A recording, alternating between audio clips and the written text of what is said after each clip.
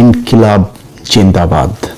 এই জিন্দাবাদ বাংলাদেশে যতদিন থাকবে ততদিন বাংলাদেশ থাকবে, এবং যতদিন এই জিন্দাবাদ বিএনপির সাথে থাকবে ততদিন বিএনপি বাংলাদেশে থাকবে, তারপরে বিএনপি থাকবে না। বিএনপি যদি মনে করে আজকে তারা এই যে জামাত আওয়ামী লীগের বিভিন্ন জায়গায় অফিস টফিস খুলে দিচ্ছে, তারা যদি মনে করে জামাতের চাইতে বেটার অপোজিশন হচ্ছে গিয়ে আওয়ামী লীগ, তারা তাদেরকে নিয়ে আসতে পারে।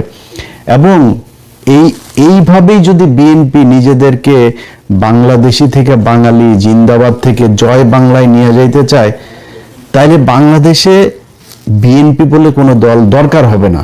মানে একই জায়গার মধ্যে আপনি দুইটা একই same product, same quality, same দাম, দুইটা দোকান যদি থাকে, তো কেউ দুই দোকানে যাবে নাকি?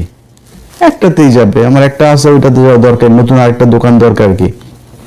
আওয়ামী লীগ তো জয় বাংলার জন্য আছে, আওয়ামী লীগ জয় শ্রীরামের জন্য আছে, আওয়ামী লীগ এই বাঙালির জন্য আছে। আপনার দরকার নাই তো। এখন আপনি যদি মনে করেন এখন একটু পজিশন ভালো না, আপনি মনে করছেন এই চারিদিকে সব আপনার প্রশাসন, আপনার মিডিয়া, আপনার ইন্ডিয়া, আপনার সব হামারা, এটা যে মনে করেন না, এই দিন থাকবে না আপনার। আপনি সময় দেন, ইন্ডিয়া কখনোই তার সবচেয়ে বেস্ট চয়েস হচ্ছে আওয়ামী লীগ। আপনি সেকেন্ড চয়েস, বিএনপি বাংলাদেশে ইন্ডিয়ার জন্য সেকেন্ড চয়েস, তারা ফার্স্ট চয়েস রেখে কখনোই সেকেন্ড চয়েস আসবে না। সো তারা 2 দিন পরে সামনে নির্বাচনে যখন আপনি আওয়ামী লীগকে রাজনীতি করার সুযোগ দিবেন, জামাত ইসলামের এই পলিসিও মাথায় আছে, তারা যদি পরিস্থিতি খুব খারাপ দেয় তারা রাজনীতি করবে না।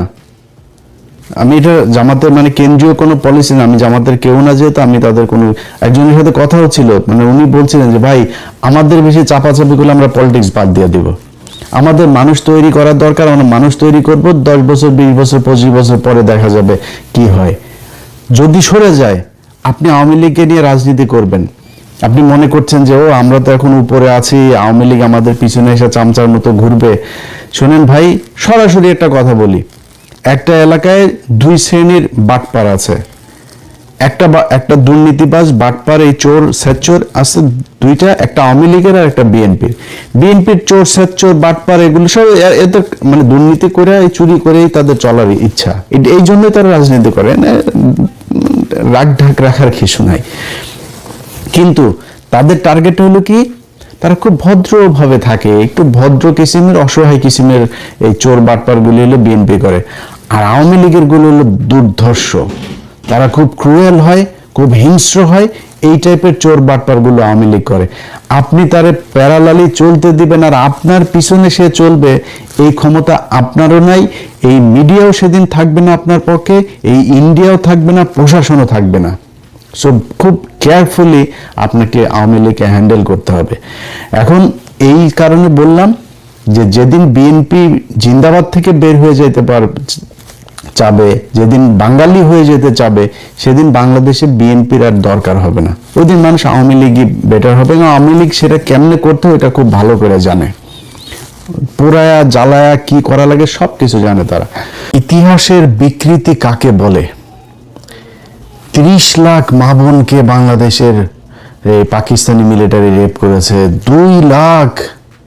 30 লাখকে মেরেছে আর 2 লাখকে রেপ করেছে। এই যে এক গাঁজাখুরি, এই যে এক কথা বলে বাংলাদেশের সাথে পাকিস্তানের এই সম্পর্কটাকে জীবনে কোনোদিন যেন ঠিক না হইতে পারে।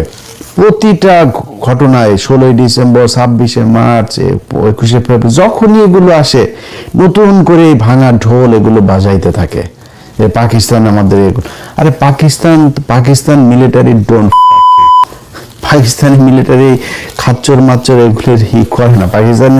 বহুত পাকিস্তানের সুন্দরী মহিলা আছে।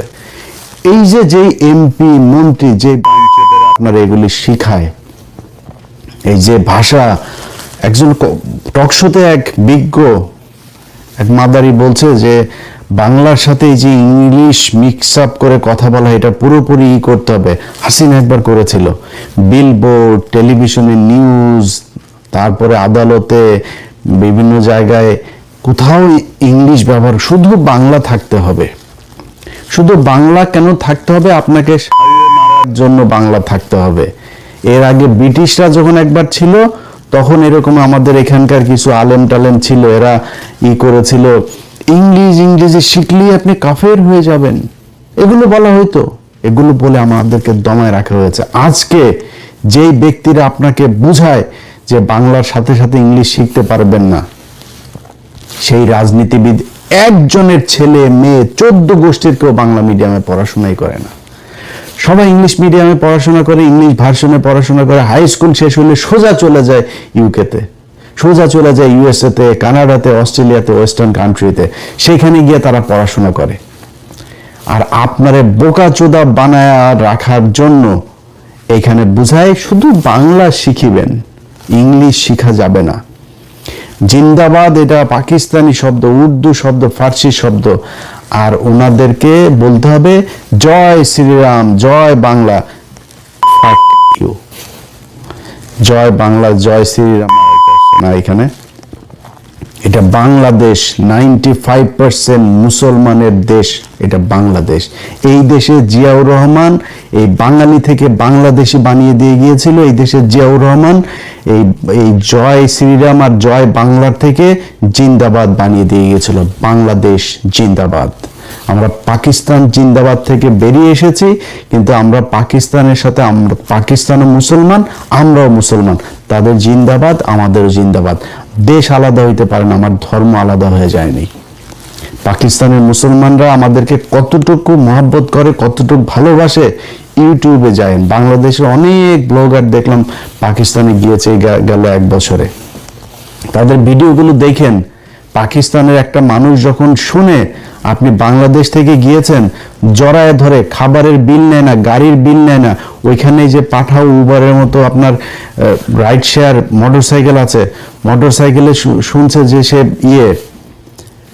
বাংলাদেশ থেকে গিয়েছেন, ভাড়া নেয় নাই, দেখেন ইউটিউবে। আর সেই পাকিস্তানের মানুষের সাথে আমাদের দ্বন্দ্ব বাঁধিয়ে রাখা হয়েছে।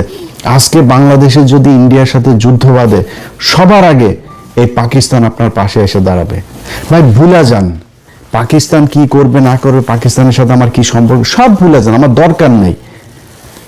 কিন্তু আপনি পাকিস্তানের সাথে এই সম্পর্কের এই যে কৃত্রিমভাবে তৈরি করে, এটার মাধ্যমে যখন আপনি ভারতের সাথে সম্পর্ক ভালো করার জন্য চেষ্টা চালাবেন, তখন আপনার এই দেশকে সারা জীবন, আপনার মৃত্যু পর্যন্ত এটাই গোলামী রাজ্য হিসাবে আপনি করে আসেন। সো ভাই, যেই জন্য এত কিছু বললাম, যে এই যে 71-এর ভাষা আন্দোলন আর এই যে 71-এর মুক্তিযুদ্ধ আর 21-এর ভাষা আন্দোলন, এগুলো আপনার মাথার মধ্যে এত মিথ্যা, এত ইতিহাস বিকৃত করে আপনাকে ঢুকানো হয়েছে।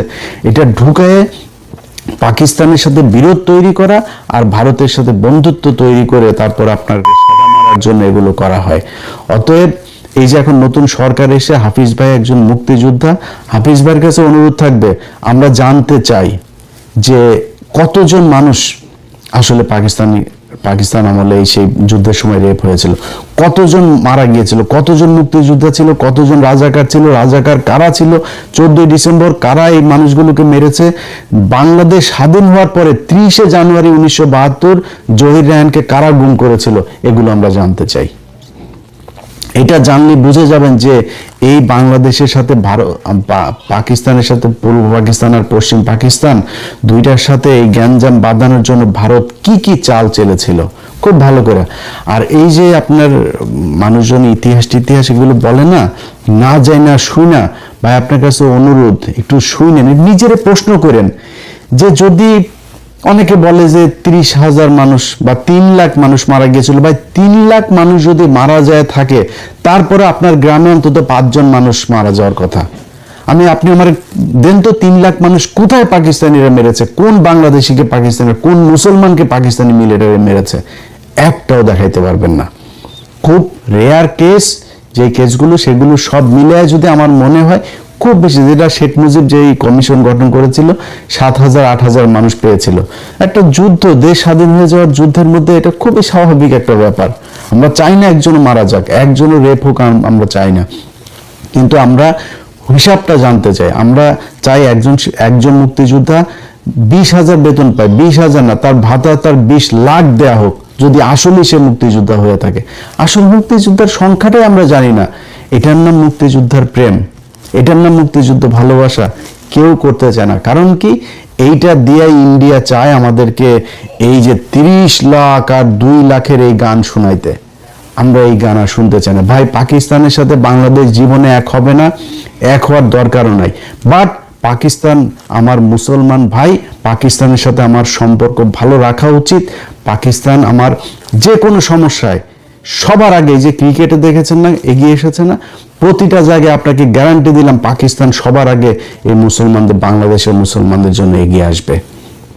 অতএব পাকিস্তানের সাথে আমার নিজের স্বার্থেই সম্পর্ক ভালো রাখতে হবে। পাকিস্তানের ভাই আমার দরকার না, আমার এমন কোনো ভাল নাই যে পাকিস্তান আমার কাছ থেকে নেবে। পাকিস্তানের নিউক্লিয়ার আছে, পাকিস্তানের অস্ত্র আছে, পাকিস্তান নিজে ফ্যান বানায়, মোটরসাইকেল বানায়, ইলেকট্রিক পণ্য বানায়, তার আন্তর্জাতিক মানের হসপিটাল সব আছে তার। সে আমার এখানে কেন আসবে?